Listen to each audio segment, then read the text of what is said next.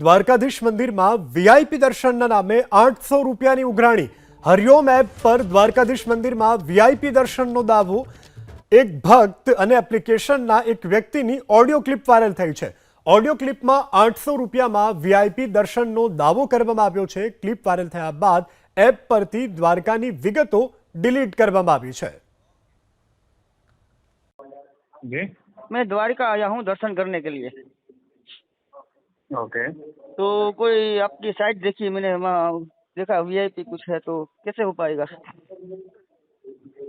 Okay, कितने लोग हैं सर? हमें द्वारकाधीश जगत मंदिर में दर्शन करना है, तो आपके पास कोई वीआईपी सुविधा है? ये हम विशेष और सुगम दर्शन कराते हैं सर। कैसे? आप अभी कितने लोग हैं? मैं 5 लोग है। 5 लोग हैं। हाँ। ओके। तो कोई बच्चे भी हैं साथ में या नहीं सिर्फ नहीं नहीं, बच्चे 5 कोई लोग सब हैं? सब 5 लोग बड़े ही है।